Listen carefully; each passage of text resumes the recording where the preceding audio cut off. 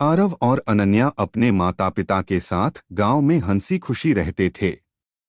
आरव उस समय 15 साल का था और उसकी छोटी बहन अनन्या सिर्फ 8 साल की। दोनों भाई बहन एक दूसरे से बहुत प्यार करते थे और उनका परिवार बहुत सादा लेकिन खुशहाल था। एक दिन उनके माता पिता किसी जरूरी काम से दूसरे गांव जा रहे थे। दुर्भाग्यवश रास्ते में उनकी गाड़ी का भयानक एक्सीडेंट हो गया और दोनों की ही मौके पर मौत हो गई। यह हादसा आरव और अनन्या की जिंदगी को हमेशा के लिए बदल गया। आरव ने निभाई माता पिता की कमी। माता पिता के जाने के बाद अनन्या की पूरी जिम्मेदारी आरव पर आ गई।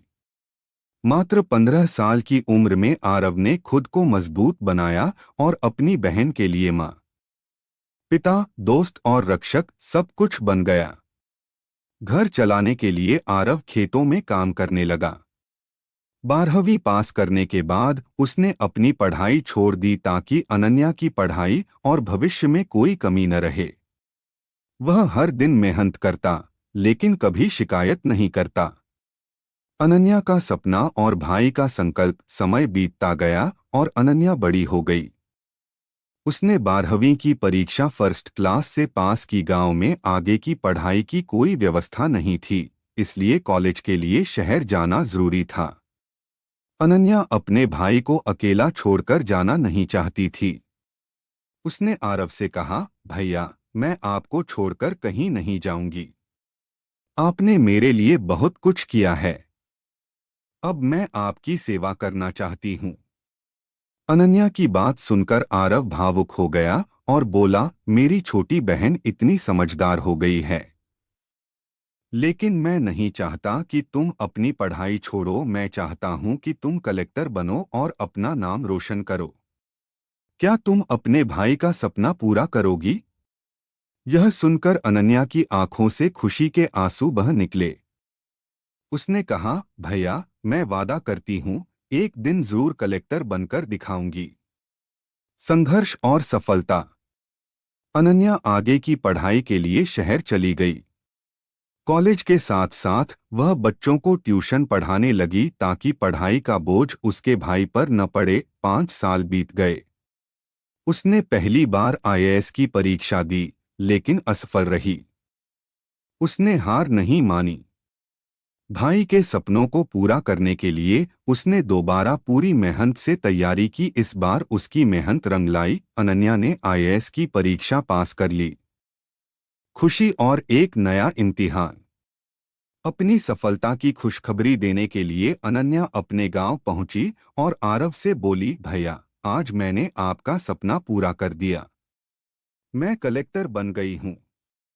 आरव गर्व से बोला, मुझे तुझ पर नाज है बहन, आज तूने मेरा सिर गर्व से ऊंचा कर दिया।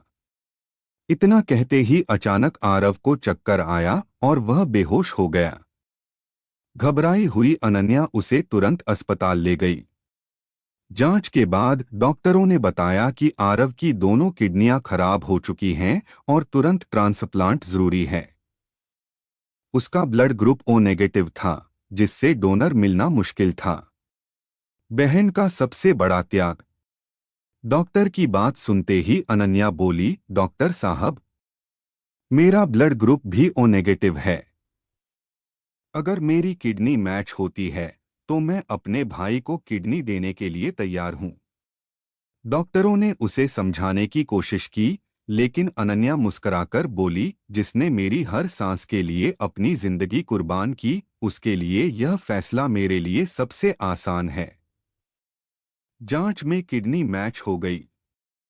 ऑपरेशन सफल रहा और अनन्या ने अपनी एक किडनी भाई को दे दी। कुछ ही समय में आरव की हालत में सुधार होने लगा। होश में आने पर आरव ने कहा, बहन, तूने मेरी जिंदगी बचा ली।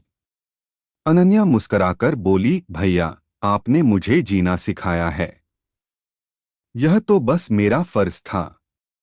एक नई शुरुआत। कुछ महीनों बाद अनन्या अपनी ट्रेनिंग के लिए चली गई।